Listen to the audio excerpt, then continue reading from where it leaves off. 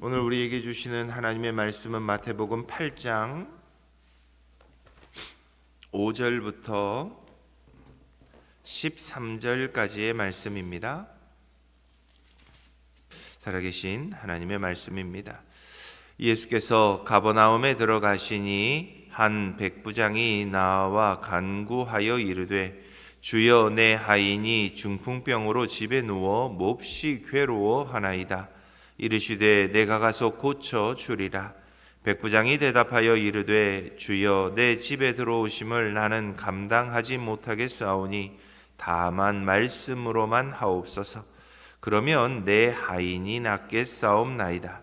나도 남의 수하에 있는 사람이요 내 아래에도 군사가 있으니 이더러 가라 하면 가고 저더러 오라 하면 오고 내 종더러 이것을 하라 하면 하나이다. 예수께서 들으시고 놀랍게 여겨 따르는 자들에게 이르시되 내가 진실로 너희에게 이르노니 이스라엘 중 아무에게서도 이만한 믿음을 보지 못하였노라. 또 너희에게 이르노니 동서로부터 많은 사람이 이르러 아브라함과 이삭과 야곱과 함께 천국에 앉으려니와 그 나라의 본 자손들은 바깥 어두운 데 쫓겨나 거기서 울며 이를 갈게 되리라. 예수께서 백부장에게 이르시되 가라, 내 믿은 대로 될지어다 하시니 그 즉시 하인이 나으니라. 아멘. 복음서를 차분하게 앉아서 읽다 보면 우리가 믿는 예수님은 좀처럼 놀라지 않으시는 분이라는 것을 알게 됩니다. 왜냐하면 예수님은 만물의 이치를 다 꿰뚫어 보시고 인간의 마음 그 깊은 곳까지도 이미 아시는 전지전능하신 분이시기 때문입니다. 그래서 그는 거친 풍랑 앞에서도 편안히 주무셨고 죽음의 절망 앞에서도 담담하게 그 모든 것들을 감내하셨습니다. 오히려 주님은 제자들의 의심과 사람들의 완악함을 보시며 자주 한탄하시곤 했고 답답해 하시기도 했습니다.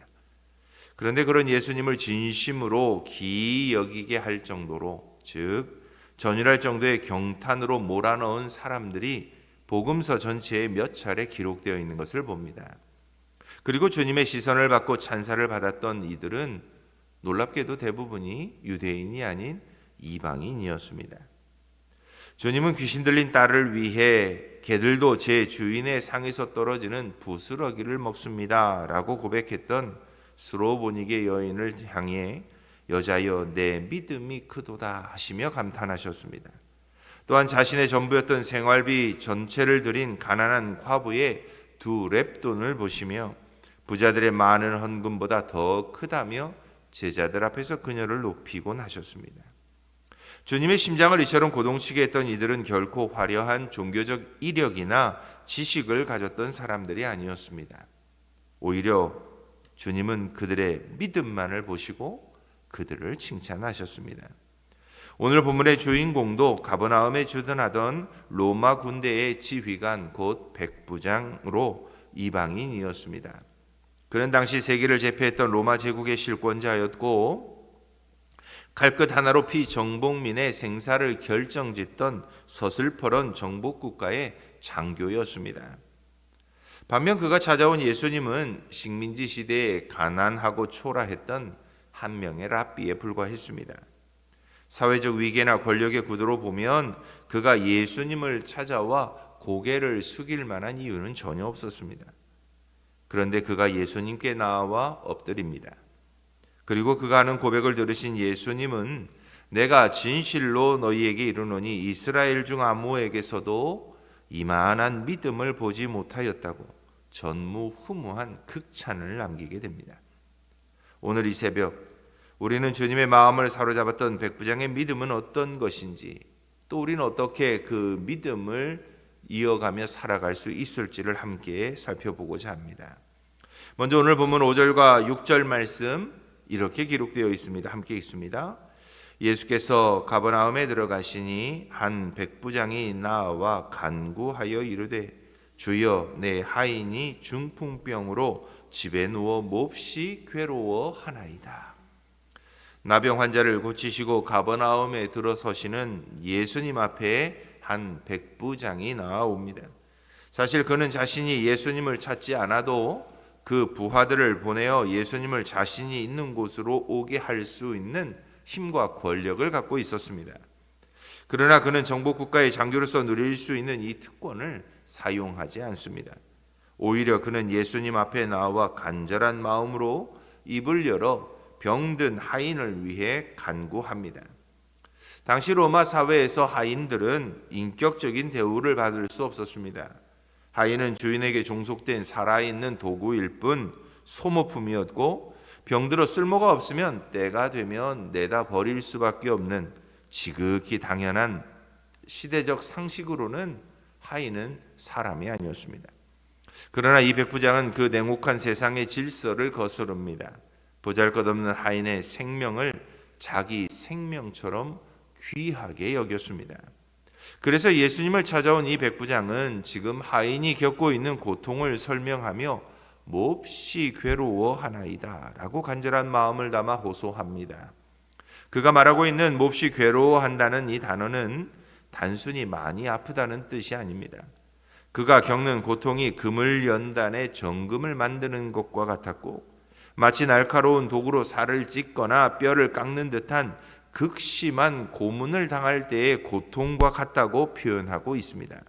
이 백부장은 하인이 겪는 그 고통을 눈앞에서 보는 것처럼 아파하고, 그 자신이 그가 겪고 있는 통증을 자신의 마음으로 함께 겪고 있었던 것입니다. 이처럼 이 백부장은 자신의 하인의 고통까지도 공감하고 함께 느낄 줄 알았던 자비와 긍휼의 마음을 갖고 있었습니다. 그리고 그가 가진 자비와 긍휼의 마음은 그의 내면에만 머물러 있었던 것이 아닙니다. 곧바로 행동으로 이어졌습니다. 그는 예수님께 나아와 간구합니다. 원래 이 간구라고 하는 단어는 곁으로라는 뜻과 부르다라고 하는 뜻이 합쳐진 단어입니다. 즉 백부장은 예수님의 옷을 붙잡고 그 곁에 바짝 엎드려서 제발 도와주십시오, 저와 함께 해주십시오라고 애절하게 매달리고 있었던 것입니다. 그는 로마 군대의 당당한 지휘관의 위엄을 내려놓습니다. 그것도 자신의 종의 아픔을 고치기 위해 주님의 긍휼을 구하는 종과 함께 울어주는 사람이 되기를 자처합니다. 어찌 보면 이것이 바로 주님의 마음을 움직이는 중보적 사랑의 힘이 됩니다. 참된 믿음은 나 혼자 잘 먹고 잘 사는 이기적인 확신에 머물지 않습니다. 오히려 내 곁에서 신음하는 이들의 고통을 등에 업고 주님의 보좌 앞으로 나아가는 거룩한 통로가 되는 것입니다. 하나님은 수천 마리의 양을 잡는 화려한 예배보다도 소외된 이웃을 위해 가슴을 치며 눈물 흘리는 성도의 중보를 더 귀하게 보시기 때문입니다. 이 백부장을 통해 우리는 누구를 위해 기도하고 있는지를 다시 한번 이 시간 점검해 보게 됩니다. 우리는 대부분 내 가족의 번영과 내 앞길의 형통함을 위해 기도하는 일에 힘쓰고 있습니다. 그러나 타인을 위한 기도에는 참 인색한 것 같습니다. 그러나 주님이 백부장을 보며 경탄하셨던 이유는 그의 믿음이 자신이라고 하는 울타리를 넘어서서 타인의 아픔에 깊숙이 가 닿아 있었기 때문입니다. 그러므로 하나님을 기쁘시게 하는 믿음을 가진 사람의 기도라면 내 가족, 내 소망만이 아니라 고통받는 다른 지체를 위한 간구가 있어야 한다는 것입니다. 병상에서 외로이 투병하는 이들을 위해, 삶의 무게에 짓눌려 소망을 잃어버린 채 살아가는 이들을 위해 주님의 곁을 파고드는 중보가 우리의 입술에 있고, 그들을 위한 기도의 무릎이 우리에게 있을 때 주님은 백부장을 바라보며 하셨던 그 감탄의 말을 우리에게도 하실 것이요, 그 백부장에게 이루셨던 놀라운 기적의 일을 우리의 삶의 자리에서도 이루어 가실 것입니다. 오늘 하루 여러분의 입술에도 이 백부장과 같은 간구가 있기를 축원합니다. 그런데 이렇게 백부장의 간구를 듣고 예수님께서는 내가 가서 고쳐주리라 라고 응답하십니다. 예수님의 마음이 움직였습니다. 그런데 놀랍게도 백부장은 주님께 다시 한번 이렇게 부탁합니다. 8절과 9절 말씀입니다. 같이 읽어봅니다. 백부장이 대답하여 이르되 주여 내 집에 들어오심을 나는 감당하지 못하겠사오니 다만 말씀으로만 하옵소서. 그러면 내 하인이 낫겠사옵나이다.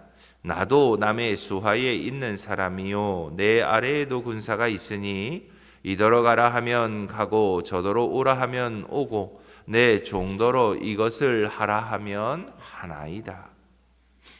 백부장은 예수님께 다만 말씀으로만 하옵소서라고 고백합니다. 이 고백은 오직 말씀의 권위 하나면 모든 것이 충분합니다라는 고백입니다. 그는 예수님을 절대적으로 신뢰하고 있음을 말하고 있습니다. 그는 예수님의 치유가 어떤 신비한 접촉이나 복잡한 종교적 의식 혹은 물리적인 거리에 매여 있지 않다는 것을 고백합니다. 오직 그분의 입에서 나오는 말씀의 권위 그것 하나면 충분하다는 것입니다. 그런데 사실 그의 믿음의 이 고백은 그가 뼛속까지 군인이었기에 가능했음을 짐작해 보게 됩니다. 그는 상관이 명령하면 하급자가 즉시 움직이고 자신이 명령하면 수하의 병사들이 일사불란하게 행동하는 군대 조직의 엄격한 생리를 누구보다도 잘 알고 있었던 사람이었습니다. 그는 자신의 일상에서 경험하고 있었던 이 군대의 특징인 명령과 순종이라는 질서의 원리를 영적인 세계에 그대로 적용합니다. 왜냐하면 백부장이 보기에 예수님은 단순히 용한 치료자가 아니라 질병과 자연 그리고 온 우주에 보이지 않는 영적 질서까지도 진두지휘하고 있는 영적 군대의 최고 사령관과 같았기 때문입니다. 그래서 주님께서 가라 명령하시면 질병이라는 대적도 퇴각할 수밖에 없고 나으라 선포하시면 무너진 생명의 질서도 즉시 제자리를 찾을 수 있다는 것을 그는 확신했던 것입니다. 당시 유대인들은 메시아가 오시면 눈에 보이는 화려한 기적을 베풀고 로마를 물리칠 정치적 영웅이 되어주기를 기대했습니다. 그러나 이 이방인인 군인은 예수님을 시공간의 제약마저도 가볍게 뛰어넘으시는 만유의 통치자가 되심을 고백하고 있습니다. 그래서 직접 집으로 모시는 수고를 끼치지 않아도 주님의 말씀 한마디면 수킬로 떨어진 병상에 있는 자신의 하인도 즉시 일어날 것이라는 이 원격 치유에 대한 믿음을 갖고 있었던 것입니다. 유대인들도 믿지 못하던 예수님의 신성을 이방인이었던 이 백부장은 자신의 입술로 고백합니다. 그리고 바로 이 믿음, 이 확신이 예수님으로부터 이스라엘 중에서도 이만한 믿음은 보지 못했다라고 감탄하게 만든 비결이 됩니다. 우리의 믿음은 어떻습니까? 우리는 대개 눈에 보이는 상황이 바뀌고 손에 잡히는 증거가 나타나야만 겨우 믿음의 발걸음을 뗄 수 있습니다. 하지만 참된 믿음은 흔들리는 환경보다 주님의 변치 않는 이 약속을 더 실제적인 사실로 받아들이는 것입니다. 보이지 않는 말씀이 보이는 세상을 창조했음을 우리가 믿고 있다면 우리는 상황이 아닌 하나님의 말씀 앞에 먼저 엎드려야 합니다. 내 감각은 안 된다고 말할지라도 주님의 말씀이 된다 하시면 그것이 곧 최종적인 결론이 된다는 것을 인정하는 것, 이것이 바로 주님으로 하여금 감탄하게 하는 진짜 믿음이 되는 것입니다. 그러므로 사랑하는 세길교회 성도 여러분, 혹시 인생의 거친 풍랑이 여러분의 삶을 위협하고 있다면 감정에 휘둘리지 마십시오. 대신 나에게 주신 성경 말씀을 입술을 열어 소리내어 선포하십시오.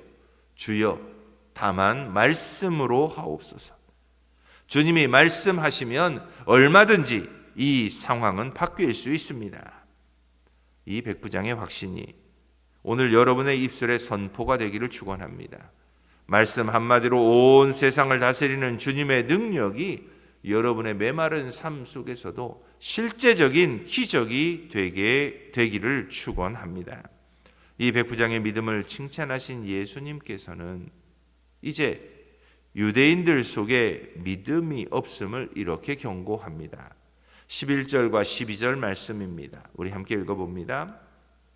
또 너희에게 이르노니 동서로부터 많은 사람이 이르러 아브라함과 이삭과 야곱과 함께 천국 잔치에 앉으려니와 그 나라의 본 자손들은 바깥 어두운 데 쫓겨나 거기서 울며 이를 갈게 되리라. 당시 유대인들은 혈통적으로 아브라함의 자손이라 자부하며 자신들은 구원을 독점하고 있다고 믿었습니다. 율법을 갖고 있었던 그들만이 하나님 나라의 당연한 백성이라고 확신했습니다. 그런데 주님은 유대인들, 즉 스스로 구원을 독점하고 하나님 나라의 백성이라고 자신만만해하는 그들이 정작 천국 잔치에서 배제될 수 있음을 경고합니다. 반면에 유대인들이 지옥에 뗄감 정도로 멸시하던 이방인들이 동서로부터, 즉 세계 만방에서 구름처럼 몰려와 믿음의 조상들과 함께 영광스러운 천국 잔치상에 앉게 될 것임을 선포합니다. 주님은 구원의 기준을 생물학적인 혈통에서 인격적인 믿음으로 새롭게 정의하셨기 때문입니다. 왜냐하면 당시 유대인들에게 이방인들은 결코 자신들과 섞일 수 없었던 부정한 존재였습니다. 그러나 오늘 본문에 등장하는 백부장의 믿음을 통해 예수님께서는 장차 오순절 성령 강림 이후에 복음이 유대인의 담장을 넘어 땅끝까지 확장될 것임을 미리 말씀하고 계십니다. 왜냐하면 하나님의 나라는 특정 민족의 전유물이 아니라 백부장처럼 주님의 권위를 인정하고 엎드리는 모든 자에게 열려 있는 나라이기 때문입니다.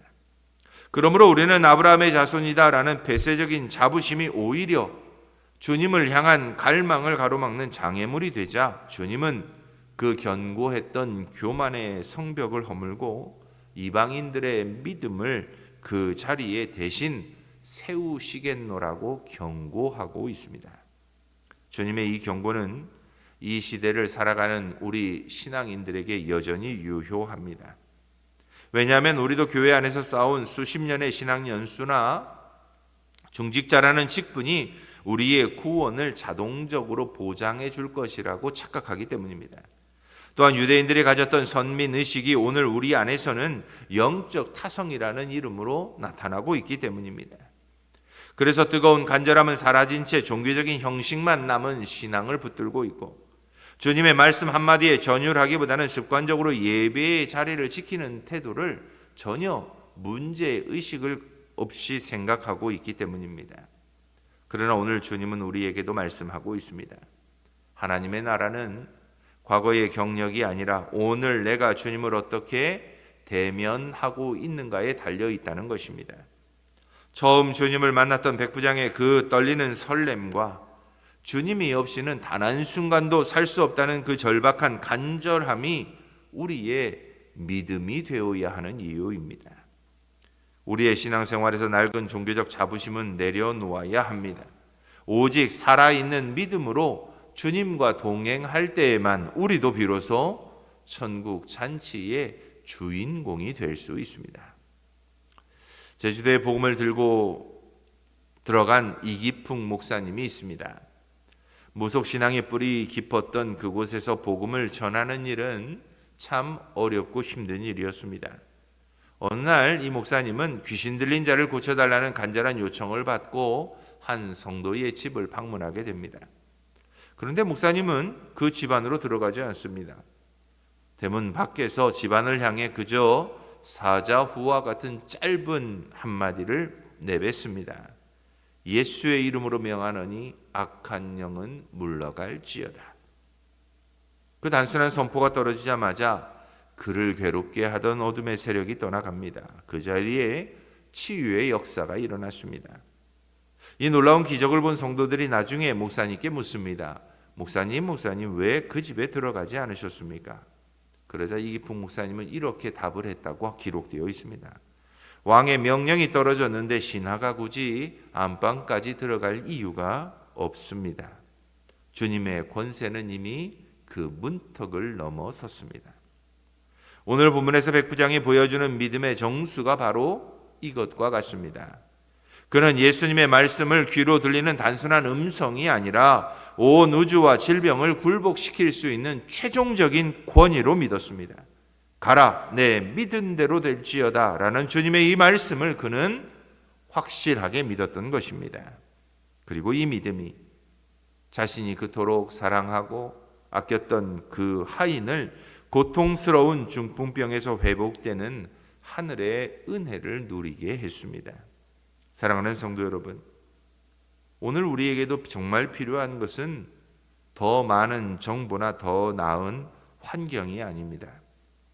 단 한 구절의 말씀이라도 내 삶을 송두리째 바꿀 수 있는 주님의 엄중한 명령과도 같이 받아들이는 이 백부장과 같은 믿음이 우리에게도 필요합니다.